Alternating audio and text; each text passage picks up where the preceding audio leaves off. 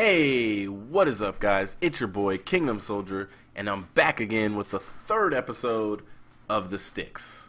Today was a very good day for me. I hit 20,000 subscribers on YouTube. I can't really calm myself down. I'm superbly excited. It's a huge milestone. I guess the next one in my head is going to be like 30,000, 40,000, and then of course 50 is gigantic, and who knows when I'm going to hit that. You guys are funny. You tweet at me and you put in my comments like, I can't wait till you hit 50,000, I can't wait till you hit 100,000. When I accidentally said 1,000,000 on the one of my videos, you guys said, well, that'll be soon. You're gonna hit 1,000,000 subscribers, and I just think that I appreciate all of the kindness that you guys have shown me. And I did say on Twitter yesterday or 2 days ago that whoever tweeted out first a picture of me at 20,000 subscribers, that they would get a shout out on the STiKS, and that is Infamous GB. I'll put his Twitter handle on the screen, and up in the corner I'll place his YouTube channel link.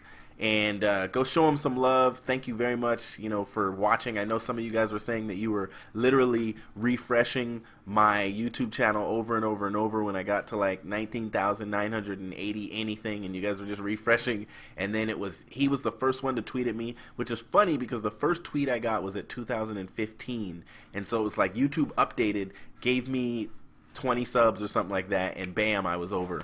So I'm really excited. I'm very thankful for all of you guys. Of course, you are looking right now at me, myself, and I, and you're wondering where the heck is my guest.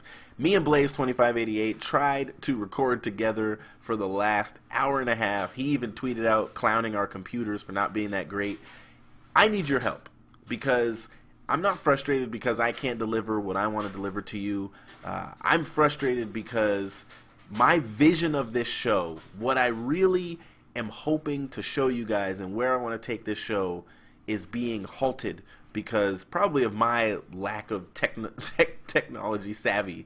And if you have done a podcast before or anything like that, if you've recorded from Skype to YouTube, if you've recorded a Skype call and put it on YouTube, you've done a video with you and other people, hit me up. Put it in the comments, and everybody else thumb it up so that they can be seen by me so I can hit them up. Hit me up on Twitter. Help me figure this out, because the STiKS is kind of in a mode where I'm kind of stuck at doing the show myself until I can get a guest on here, and it's the limitations of my computer right now, and I gotta wait. If I'm gonna pay for new equipment or something like that, I gotta wait till I get my next YouTube check or something like that. So please help me out. Send me what you can. Nevertheless, let's get into the show. So the first thing I want to talk to you guys about today is the release of Sigma's competitive Call of Duty team. Last week on Sunday, Sigma won the 2K. Most of you don't even know who Sigma is. Sigma won the 2K last week. I believe they're 12th in pro points right now. They are one of the 16 teams going to regionals. They're made up of Saint, Slasher, Mutation, and Pluto. And their organization chose this previous week, after they won the 2K, to drop all four of them and to pick up Slacked, Huddle, and Spacely. And they're now playing, the four players that were on there are now playing under the Vex Gaming organization, and they're still going to COD Champs because they're still going to COD Champs regionals, because the pro points and everything travel with the players, not the organization, so you can't drop your whole team and stay in an event. And so, somebody was tweeting at Puckett trying to figure out how all this is going to work out, but I believe, I asked Saint myself. I hit him up because I was supposed to try to interview him this week about this exact issue. And this is where the puzzling part comes in. The organization, the CEO of the organization of Sigma, says that they weren't a franchise team and they made the best decision for the organization by releasing them, and it was with a great heart or a heavy heart that we blah, blah, blah.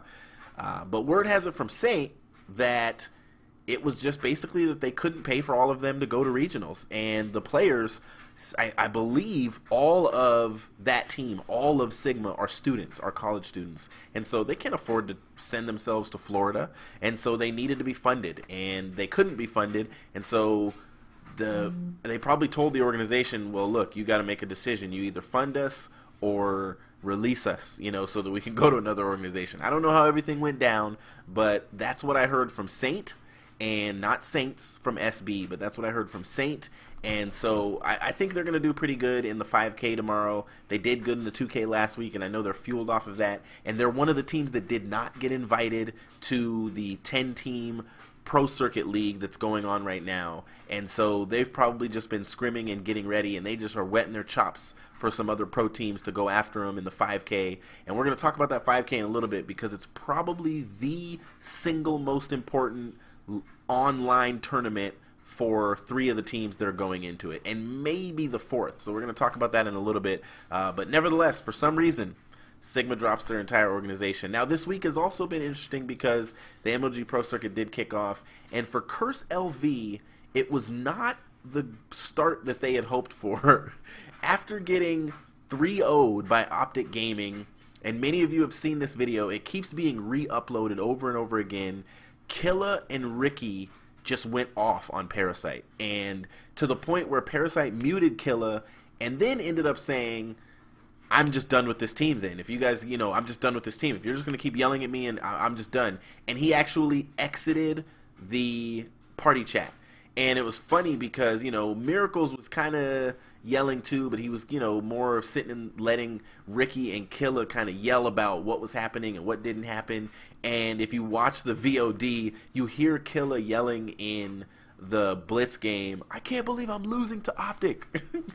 And, the history between Parasite and Killa goes all the way back to Impact, where they won 4 events in a row, including Call of Duty Championships 2013. And they argued then, and everybody believes that the fall of Impact was due to a lot of the butting heads between Parasite and Killa.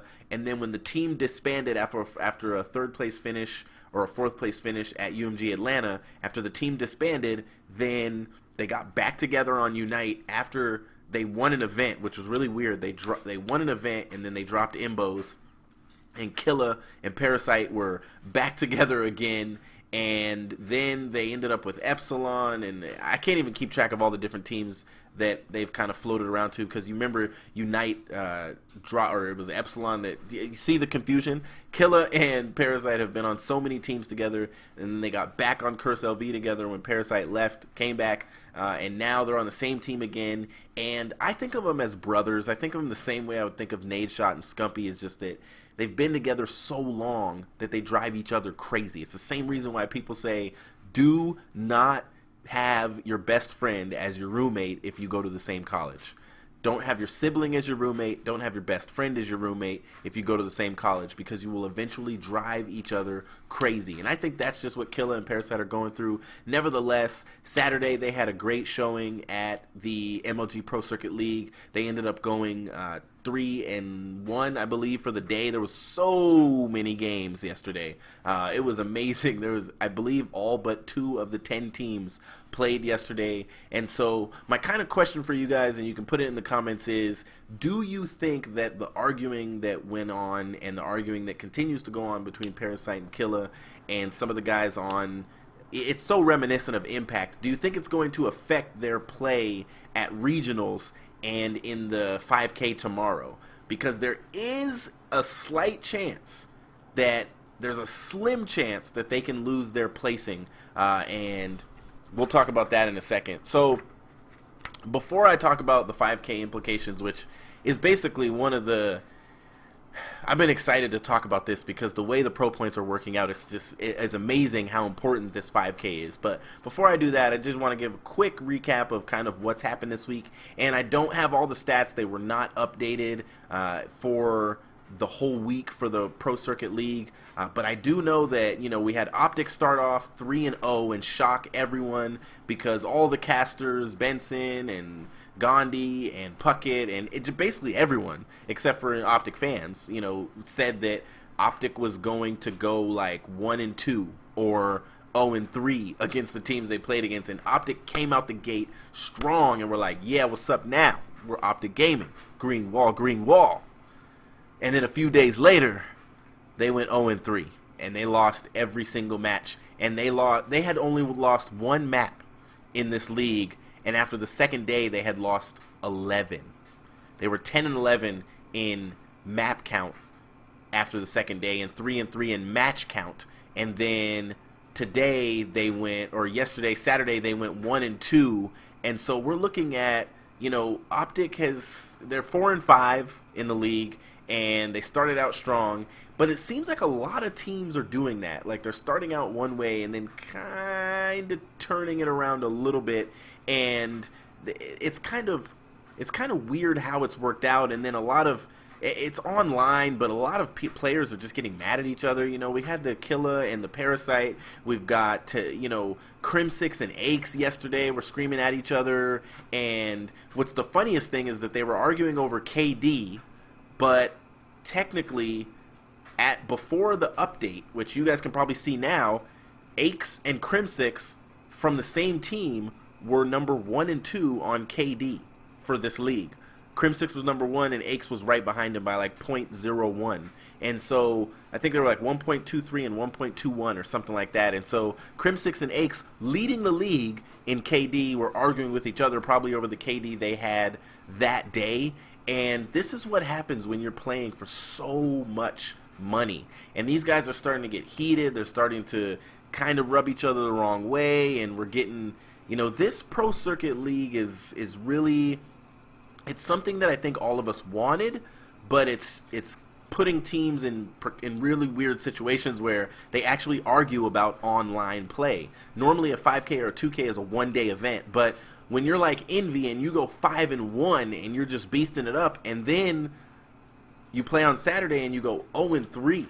I mean, the opposite. You've been playing better than everybody, and then you go 0-3, and then you got to go back to the drawing board and go, okay, now we're 5-4. Like, we were a dominant 5-1. Now we're 5-4 in match count. And so I like this league. Like, I think it's really interesting. I think it does what playoffs do for the NBA. You know, it's like you play the same teams over and over and over, and these guys are going to end up, you know, there's 10 teams in this thing. They're going to play the same teams over and over and over. And from what we've seen so far, it's going to remain to be pretty unpredictable. You know, teams are going to have good days and bad days, and we're just going to have to wait and see. You know, Rambo is capping like a boss. You know, Imbos is capping like a boss in Blitz. And it's interesting to see the stats. And if you guys don't know the stats, I'll link it in the description so that you guys can look and see the spreadsheet that's pretty much been all over Twitter. If you guys aren't on Twitter and you're a competitive Call of Duty fan, I would say get on Twitter or start following some people on Twitter. Follow me on Twitter. Follow Blaze2588 on Twitter and look for some updates and things like that. So one of the most exciting things that I've been excited to talk to you guys about today is this 5K that is today, the 5K tournament that may have already started when you see this episode of the STiKS. This is one of the most important for Team Caliber, Envious, Optic, and maybe even Justice Pro. This is one of the most important 5K tournaments of the year. And here is why. The way that the seeding is working for the double elimination bracket the week after, next week, the way that it's working for regionals is it's a double elimination bracket, and of course, you know, the way they're going to do it is 1 plays 16 and 2 plays 15 and so on and so on. And so when you get towards the middle, that's where it gets dangerous, because as it stands right now, Optic and Envy, if they both win their opening matches, would end up playing each other. People don't really want to be in that position.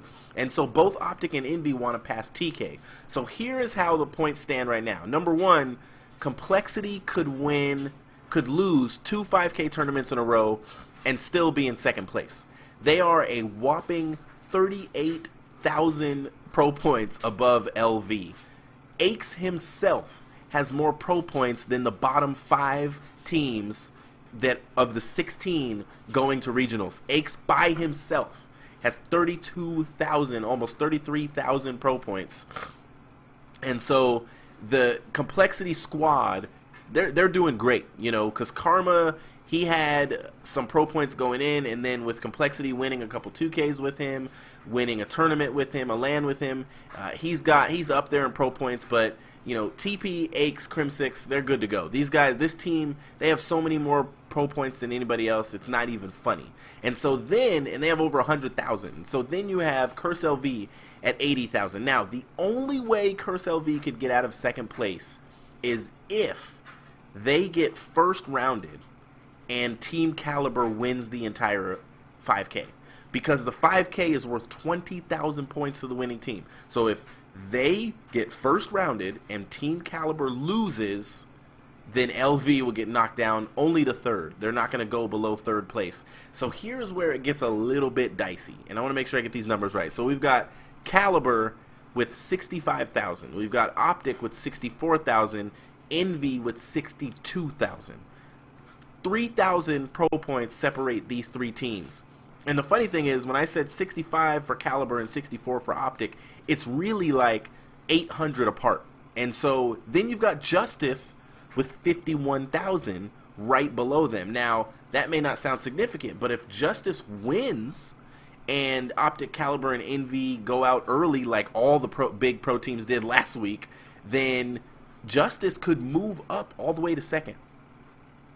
So this is an important 5K series because Justice, they don't want to be in the position that they're in, and the other team, like Envy, doesn't want to be where they're at right now in fourth. And so this is going to be, or in fifth, this is going to be important. Now here's what I was investigating that is interesting. If you look at the individual players, Justice Pro would be way down if they didn't have Neslo, who himself has 19,000 pro points. 19,000 of their 51,000 is just Neslo, which he earned on Caliber. If Caliber still had Neslo, they would be over Las Vegas in second.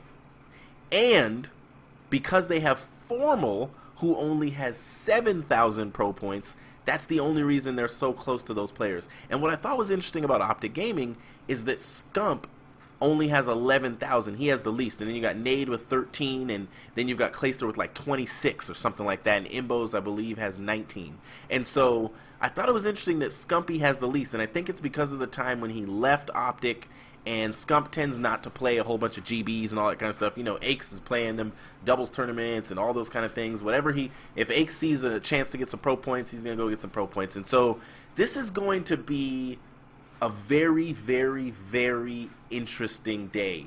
If you think you've seen some arguments on some teams, if LV gets first rounded, you're going to see some, they're going to need to cut their streams off so that they can yell at each other. If Complexity gets first rounded, who cares? They have 118,000 pro points. LV has 80,000. They're not catching them. It's not going to happen. But this is going to be a 5K to remember. If you can watch it, and send me some updates. So the last thing I just want to throw at you guys, and you guys can actually comment on this yourselves, I know this has been a long episode, is does Titanfall have a chance as a competitive game? Now, the Titanfall, Respawn Entertainment, they mentioned, after the beta was down, they mentioned the possibility, they mentioned exploring and looking at the possibility of Titanfall Esports. And now, if that were me, I would say that's good PR, that's good marketing, because what they were doing is setting the stage for us to be curious. So we're still going to purchase the game. It looked like a lot of people had fun with it. I want your opinion, but if I had to give mine, it was just underwhelming. Titanfall seemed to be amazing to watch, entertaining to watch, but I don't think it could be competitive. They got to put a lot of stuff in there, shrink the maps down a little bit, take away the Titans. If it's going to be 4v4, they got to shrink the maps. Because running from C to A on some of those maps, it was like I could have went and took a nap and came back, and Karma would have still been like running in his Titan trying to get to the A flag so that he could take it away.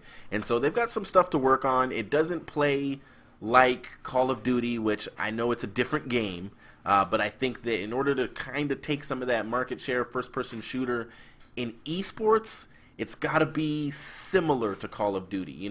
Gears of War isn't going to come up and take over Call of Duty because it's got third person. It's just not the same, and so whatever the next game is with Sledgehammer is probably going to be dominant when it comes to esports, which esports is huge now, So you guys let me know, what do you think about Titanfall? Can it be a competitive game type? And please send me some help so that I can get a guest on this show. This is your boy Kingdom Soldier. 20,000 subscribers deep, and I'll see you in the next video. Peace.